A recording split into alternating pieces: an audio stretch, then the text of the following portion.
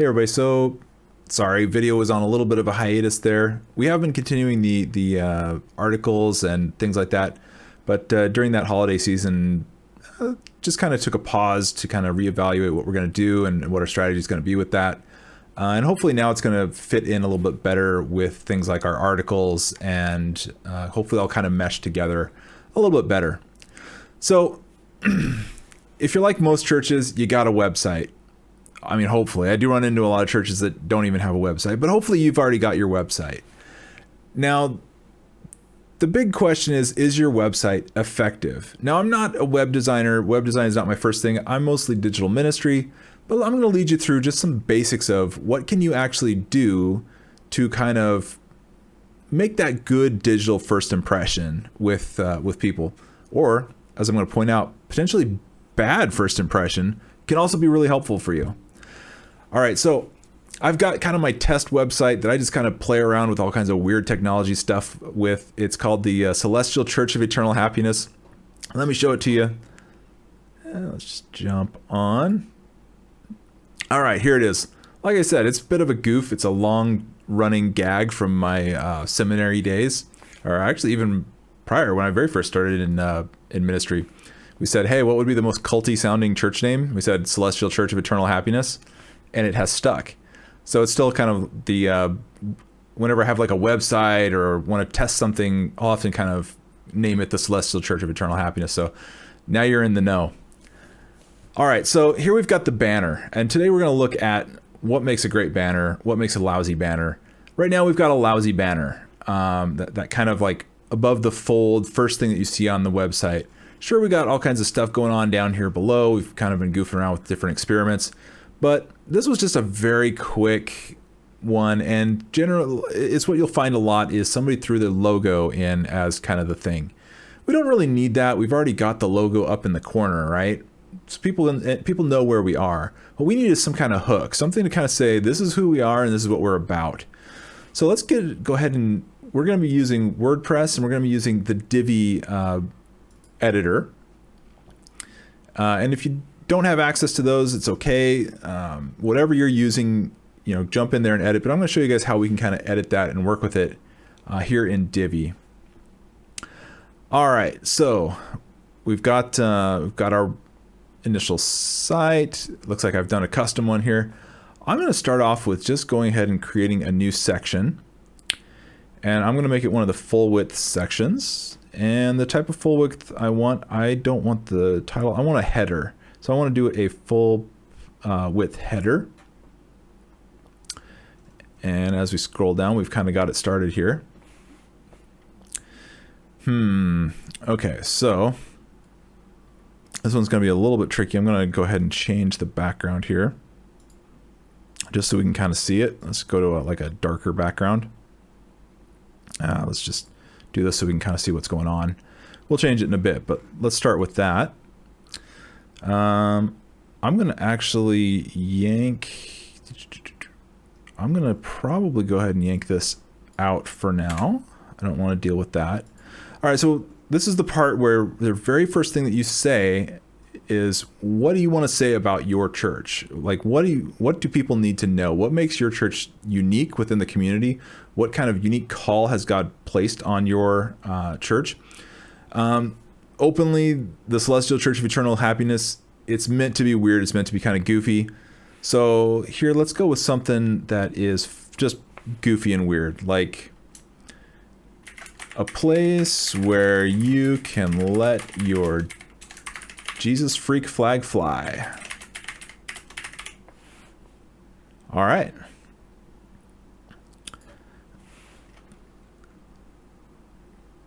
And one of the gags that often comes up with the Celestial Church of Eternal Happiness is that we usually use the hashtag not a cult. So let's just go ahead and double down on that joke.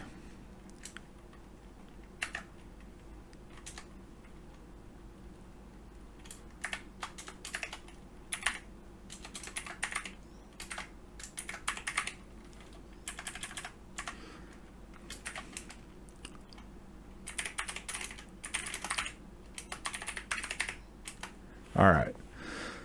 So there's our kind of jumping off point. immediately you're going to either love that or you're going to hate that. And that is the point. You want people to know immediately from the very first thing, is this church for me or is it not for me? Is this a church that I want to attend, or is it a church that I have no interest in attending whatsoever? Make it really clear for people, just right off there at the jumping point, like, this is for me or it's not for me. Now from there, you click here, you can do some buttons. I usually like to have one primary thing that we're trying to force people, well, not force, but direct people towards. So that might be visit. You may also want a second one, which is more like, view our, you might want to direct them towards like your digital stuff, which might be your YouTube channel or something. That would actually be a pretty good secondary kind of action to take. So like wherever your primary thing is, you would probably want to direct them towards that. A lot of people do it as like their,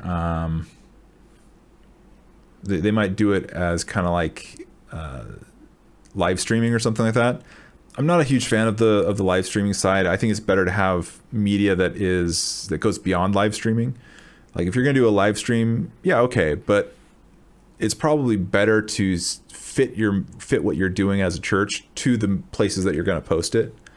So that's just kind of my take on that aspect.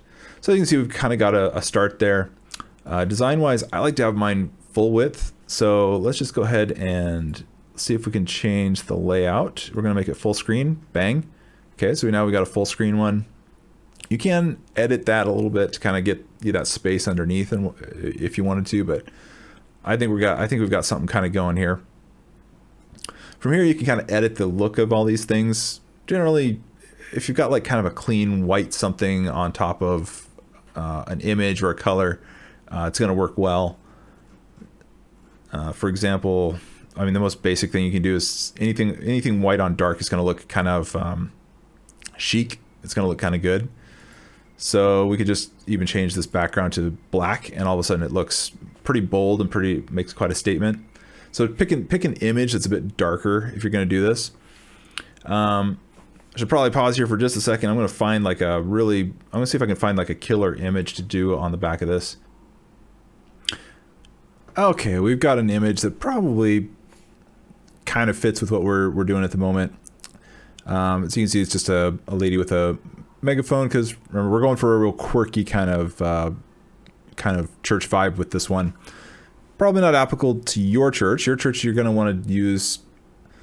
Now, caveat here: do not use pictures of your church building. Everybody uses pictures of their church building, but that is the wrong message to give to people that might come and visit your church. You want to make sure everybody sees that there are people that are behind that church, and theologically, your church is the people. It's not the building.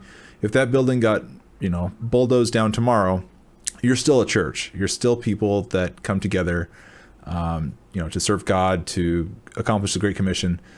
So don't get that confused, and don't confuse your messaging with that. So make sure that you're using pictures of preferably people that are inside your church, doing what your church does and what your church is known for. So here, I've just gone ahead and grabbed some stock photography, because this is, again, not a real church, but so here we've got it. I'm going to go ahead and, because you can't see the text popping up, I'm going to mess with it a little bit and mess with the blend. We're going to probably want to overlay, or we might have too dark of a gray here. Whoop.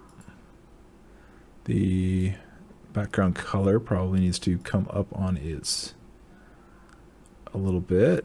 There we go. Now we can colorize these things too. You can do some pretty fun and quirky things with that. Especially if I'm going with like a quirky feel here. What I can actually do is, instead of a background color, let's go ahead and delete this. We can do a gradient. And I like to use gradients some, because you can just do kind of weird, quirky things with a gradient. Especially if you change the direction here. Give it like a nice, not quite 90 degrees, but pretty close. And we've got kind of some of this groovy things going on here. Let's give it some real freaky, weird kind of coloring going on. Let's see, color here I want to be.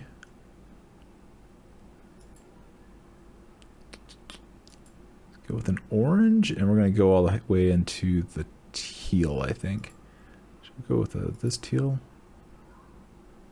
Yeah, all right, let's shift this back a bit.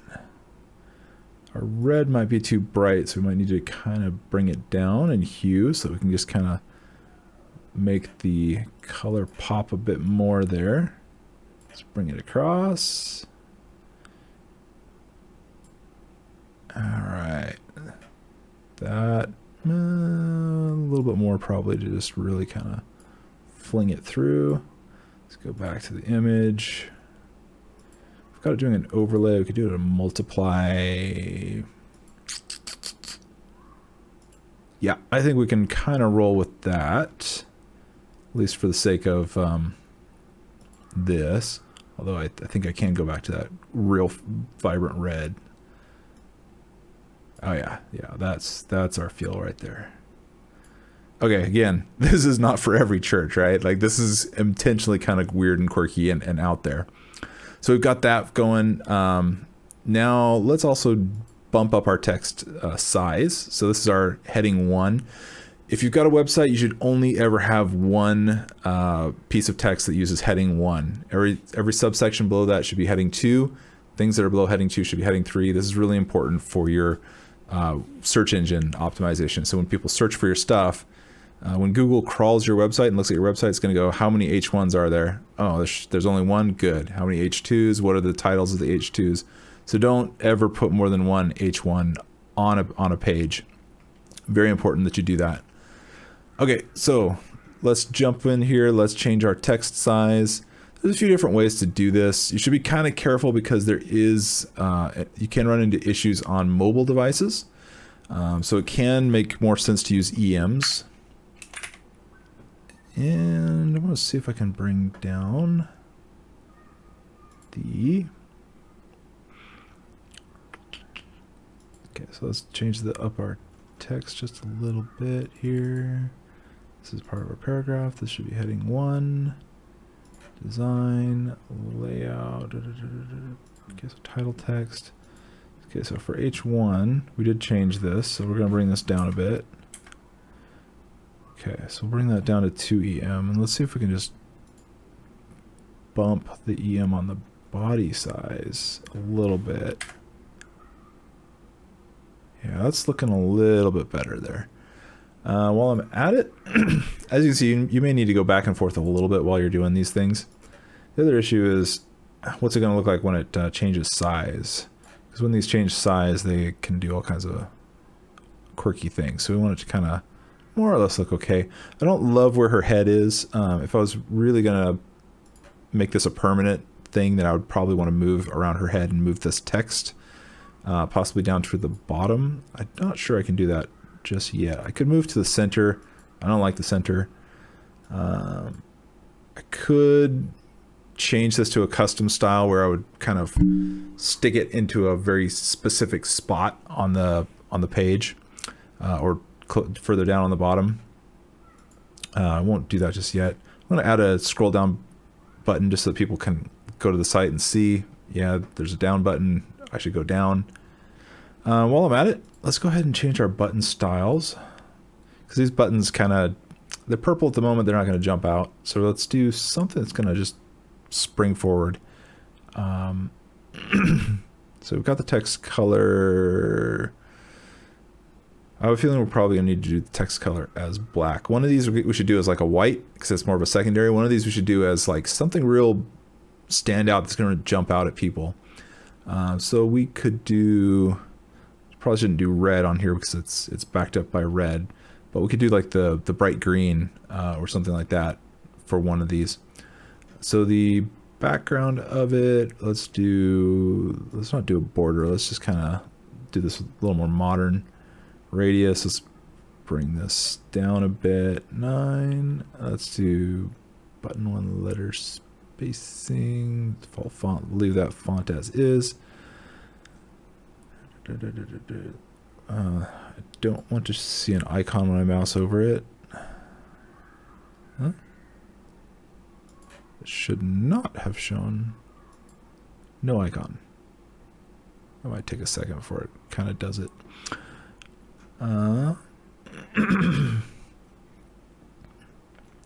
So let's just go ahead and I want to change the background color. So border color, nothing. Let's change the background color. Yeah, border background color. Let's give it something kind of spunky. We're going to have people focus in on the visit part. I spelled visit wrong. I missed that up until now. Anyway, we'll make this the primary one, and then we'll do the secondary one here. Very similar. I'm going to cheat here, and I'm going to copy this button 1 styles. I'm going to come down here to button 2, and I'm going to paste those styles into that one. But I'm going to do a little bit of a difference here. I'm going to leave this as a white. It means my text needs to be, let's go with black text for it. Or maybe we'll be a little spunky. We'll go with that red text, kind of make it stand out. And there we have it. We've got our more or less kind of a splash. Immediately people would know, this isn't perfect, but immediately people would know, hey, is this church for me or is it not for me? Am I somebody that wants to let my Jesus freak flag fly? No, I'd rather go to, a very mellow church that's, more traditional or something. They'll know immediately this isn't for me. Meanwhile, if there's somebody that's really into it, into more youth and having fun and being kind of a goofy church, then absolutely they would they would see this and say, oh, this might be for me. This might be the kind of church where I need to go. And so, yeah, that's what you're looking for. Right there on your header is you want to say, hey, who am I for? And who am I not for? And you want people to have a strong reaction rather than a weak reaction. You want people to look immediately and say, is this for me or is it not? And be able to decide. All right. Well, I hope that's been helpful. I hope that's been good for you guys as kind of like an introduction to how you can kind of work your way through dealing with your header. I'm going to jump back to myself here. My plan here is to go through more aspects and elements of the website, things like that visit page. Maybe we'll look at some social media aspects again later. But again, just jump out there and play with it a little bit. Play with whatever, content management system you've got and whichever theme that you're using for it. Hopefully you're using a builder like I was there. Divi is the one that I was just now using. I use that with all the churches that I work with. And everybody tends to like that one. There are other ones out there that are very popular that a lot of people like to work with, but it is a good idea to get one that you can kind of manipulate and change via the GUI.